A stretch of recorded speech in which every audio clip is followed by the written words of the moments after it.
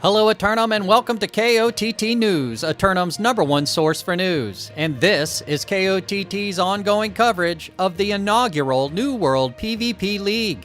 No change in the dynamic of the New World League last night, as the syndicate forces of Cookout host a practice war with ex-Mexico in the northern forests of Brightwood. KOTT News were on the scene in Brimstone and caught the commissioner captain of ex-Mexico to go over the engagement and the league as a whole. Mr. John, how's it going? It's going very well for me, but not as well as it was for you. Congratulations on your almost victory tonight. Certainly you won one of them. Would you care to talk about it? Yeah, of course. I mean, the war felt really, really good. We had we had everybody was listening to comms. Everybody was checked in, doing their job. You had healers speaking up about healer pressure. You had back gates giving me information. Of course, in a war like that, we're not allowed to cap the point. And personally, I feel like we could have won that war 3 times over. So I'm feeling really good after seeing that first look from the ex-Mexico squad. Yeah, I'm sure you're going to have to go over the VODs. Almost certainly at the 20-minute push, you guys probably had them there. It was spinning pretty fast, and you definitely had to step off. But let me ask you, anybody out there really stood out individually? I know that somebody was calling for you through the B gate. Is that somebody you might be able to talk about tonight?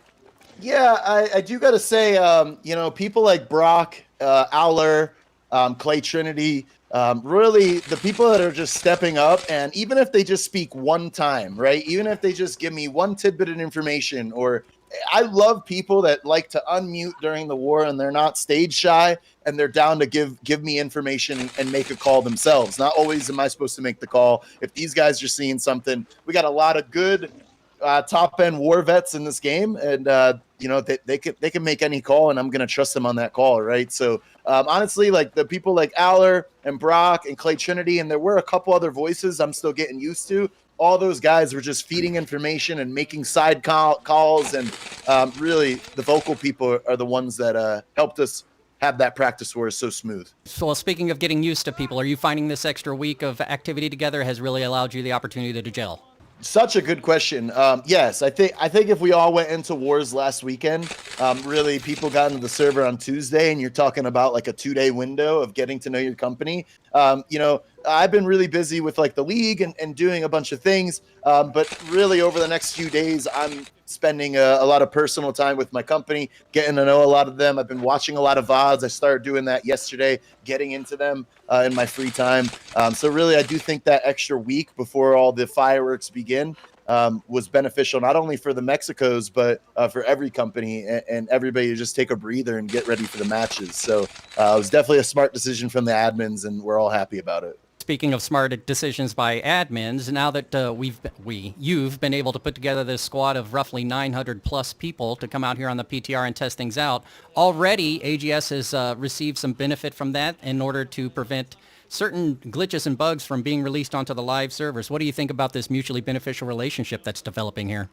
Yeah, I hope that the players here in the New World League continue to remain positive and create a fair, fun, and competitive atmosphere, understanding like why certain things we're trying to push for and certain rules to keep everything organized. Because I do think that this kind of has the roadmap in the makings for future seasons, and I don't want to ruin it. Like we can all just say and have as much fun as we want with this, or we can really put in some of the guidelines and the constraints to make this event run very smoothly and fun. And I think at the end of it, when we get all of the when we get all that feedback back and we release those forms, I think AGS, I mean, when have they ever had 900 plus people testing a patch before it went live? Any PTR I've ever seen is 20 or less people on it. And really, you have an entire server quality assurance testing your stuff and reporting back to you. So honestly, I think this is a no-brainer for not only the players, but also AGS to keep this mutual agreement moving forward. And I hope this is just the start of amazing things to come, John. Yeah, agreed. Well, I know you've got a lot of things on your plate, as you are, in fact, wearing 3 different hats. 4, if you count you're the commissioner, you're the captain, you're coordinating this esports event, as it were, and you're currently streaming. Hello to your community. So is there anywhere where people can find you, speaking of? Yeah, I mean, definitely come stop by twitch.tv apples. That's where you're gonna best have communication with me. I like to interact with the viewers and answer their questions and stuff.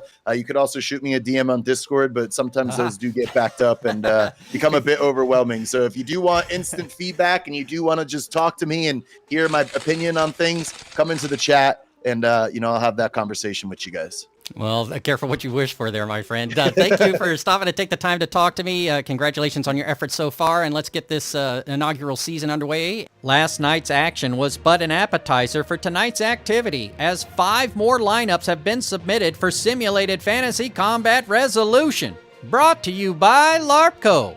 Remember, if it isn't LARPco, it's cardboard. First up, the Marauders of Audacity assail the syndicate members of Grav Automail for control of the island's eastern restless shore. One of 2 companies engaged in multiple conflicts tonight, Audacity forces will be able to commit the early energy into their offense. But will they keep anything in the tank for later on? Not the first preseason conflict for Grav Automail, who have had the opportunity to acclimate themselves to battles on the Mudhill. They'll use this opportunity to fine-tune their defense. Then, the Marauders of Joe Team 6 attack the Guangzhou Goats of the Covenant for Crown and Kingdom of the Western Monarch's Bluff. Joe Team 6 make an amphibious assault on the citadel of Monarch's Bluff, striking quickly across the beaches of their shared border, ready to measure the outcome of their week-long practice. The Goats of Guangzhou will have 2 conflicts tonight as well, but with less time between encounters.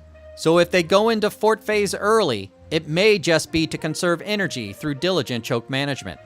Meanwhile, the syndicate members of Criminals challenge the Zealots of Espada for the right to claim the title of Multiverse Champions of Eternum.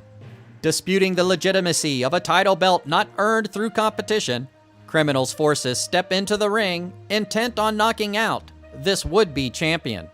Sparring match or not, Espada claimed the island's central region for longevity bragging rights. As such, the title is theirs to declare as long as they never fall. In the nightcaps, the Zealots of Guangzhou Goats attack the Marauders of ex-Mexico for control of the arid desert region of Brimstone Sands.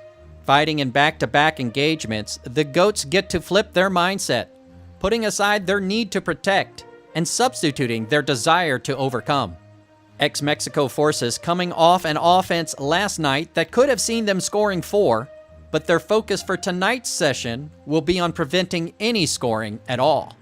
Meanwhile, the Covenant forces of Cancun assault the Marauders of Audacity for control of the rain-drenched mountain region of Morningdale. The Zealots of Cancun are going down to the river, but will the unusual terrain of the Far Strike objective prove to be a hindrance to their conversion attempts? Switching gears into defense after a brief reprieve between their earlier war, Audacity turned their attention to defending their position, regardless of river conditions. Be sure to tune in for complete coverage and reactions from the citizens tonight at 11. Until then, this has been War Correspondent JChalant, KOTT News.